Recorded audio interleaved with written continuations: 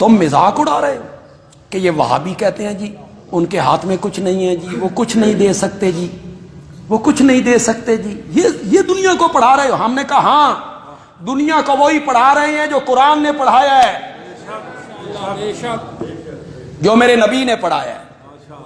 ملک، ملک، اقتدار، اختیار، تسلط، غلبہ صرف عرش والے کا ہے۔ مالک کون ہے؟ للہ ملک السماوات لہو ما فی السماوات وما فی الارض۔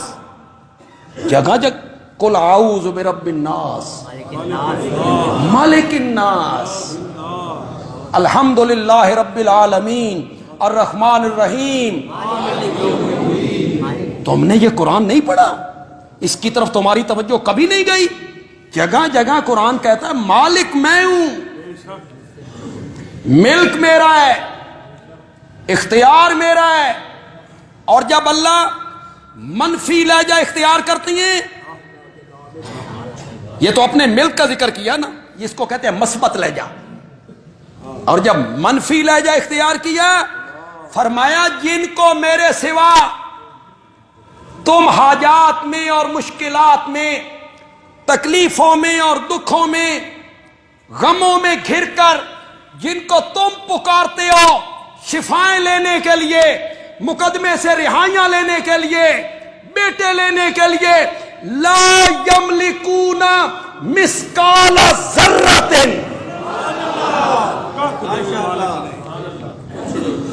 لا یملکون، کرو مانا یار، جب تک آپ زور سے مانا نہیں کریں گے میں بھی آگے نہیں بڑھوں گا۔ وہ مالک نہیں ہے۔ تو کہتا ہے یہ وہابی بیان کرتے ہیں کہ وہ کچھ نہیں دے سکتے، ان کے ہاتھ پلے کچھ نہیں۔ میں کہتا ہوں یہ تو قرآن کہتا ہے لا یملکون مثقال ذرۃ، وہ ایک ذرے کے برابر کسی چیز کے مالک نہیں ہے۔ پھر سورۃ فاطر میں کہا والذین تدعون من دونہ، جن کو میرے سوا تم پکارتے ہو، ما یملکون من قطمیر، ما یملکون، وہ مالک نہیں ہے، من قطمیر، کھجور کی گٹھلی کے اوپر جو ایک باریک سا پردہ ہوتا ہے، وہ اس پردے کے بھی مالک نہیں۔ رب نے بھی بھائی مشرکاں دے پلے ککھ نہیں چھوڑا، ککھ نہیں چھوڑا۔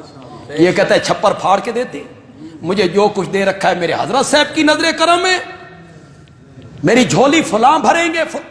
اللہ نے فرمایا کھجور کی گٹھلی کے اوپر جو ایک باریک سا پردہ ہے اس کے بھی مالک نہیں ہے، جس پردے کی کوئی قیمت نہیں۔ کروڑ پردے اکٹھے کرو پھر بھی قیمت کوئی نہیں۔ یہ تمہارے نقطۂ نظر سے ہے، اور ہمارے نقطۂ نظر سے اللہ نے فرمایا ہم نے یہ پردہ اس لیے چڑھایا تاکہ کھجور کی جو کھٹاس ہے نا وہ کھجور کی مٹھاس کی طرف نہ چلی جائے۔ مالک پھر کون ہوا؟ اختیار کس کا ہوا؟ جس نے پردہ لگا کے اس کھٹاس مٹھاس کو روک لیا۔ ما یملکون من قطمیر، کبھی آپ نے غور کی اللہ یہ بھی کہہ سکتے تھے ما یملکون من ذرۃ ما یملکون من شیء، وہ ایک ذرے کے مالک نہیں، ککھ دے مالک نہیں، یوں تو کہہ سکتے تھے۔ کھجور پسند آ جائے بات تو پھر سبحان اللہ تو بنے گی۔ کھجور، گٹھلی، پردہ، مولانا حسین علی بولے، مولانا حسین علی نے کہا اللہ نے یہ مثال دے کے سمجھایا، قبر کو سمجھو کھجور کی طرح، گٹھلی کو سمجھو میت کی طرح، پردے کو سمجھو کفن کی طرح، میرے سوا جن کو تم پکارتے ہو وہ تو اپنے کفنوں کے بھی مالک، ان کے تو کفن بھی ان کے اختیار میں۔ جاؤ فقہ کی کتابیں اٹھاؤ، فقہ تو دونوں طبقوں کی ایک ہی ہے نا، فقہ حنفی۔ جاؤ ہدایہ اٹھاؤ، قدوری اٹھاؤ، کنز اٹھاؤ، شرح وقایہ اٹھاؤ، قاضی خان اٹھاؤ، بیر الرائق اٹھاؤ، عالمگیر، کوئی سی کتاب اٹھاؤ، یہ لکھا ہوا نہ ملے، بندیالوی کا گریبان آ کے پکڑو کہ میت اپنے کفن کا مالک نہیں ہوتا، کفن میت کی ملکیت نہیں ہے۔